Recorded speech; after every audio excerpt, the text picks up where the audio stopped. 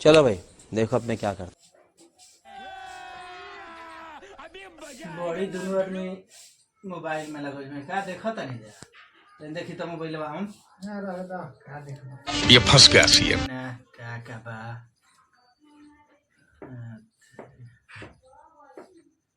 हमार फेसबुक पर वीडियो देखी ले जाकि ना जाला वीडियो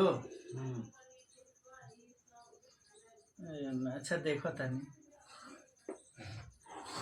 अरे महाराज हमार फेसबुक फॉलो कइले बनी जा वीडियो कहाँ से जा खत्म नहीं होता बे। लाइक ऐसने ऐसने देख ला भाई ऐसने ऐसे ही नहीं हित न था इतना रोक देखी तो पहले ही फैसला कर ले। ये 50 शेड्स ऑफ बकचोदी मुझे समझ में नहीं आ रही है। क्या क्या क्या क्या चाहिए, क्या किस चीज की जरूरत है तुझे? इहो के नहीं के देख लो लोग भाई है ये दोनों जना हमार पाहुन हमें ऐसने ऐसने हित न था हमारा आईडी तक फॉलो नहीं खानो कइले ऐसने ऐसने हित न था खाली खा के खाली ठोस ठोस दिन भर बैठ कर रहता रहता गजब बेइज्जती है। फॉलो नहीं के होती लोग से।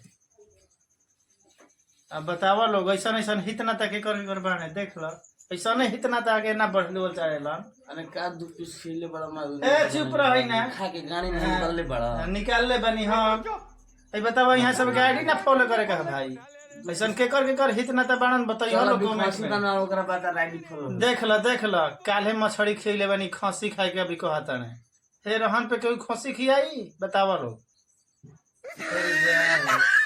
हम ना जानते रहे कि हित ना तो ऐसा हमार मिली है आ कहीं कि पाहुने है तहार देख लो मुंह देख लो आ दिन भर खा के हई पंखा कूलर लागल बा सुतर रहता है दोनों जना गला को मुंह देखला पर देख लो धुआं भइल देख लो अरे जा ऐसा ऐसा हित ना तब तुम लोग के बाणन भाई तो कमेंट करके बताइए कि ना पसंद करे वाला बा आप वीडियो के ज्यादा से ज्यादा शेयर करी हलो। कैसा लगा मेरा मजाक?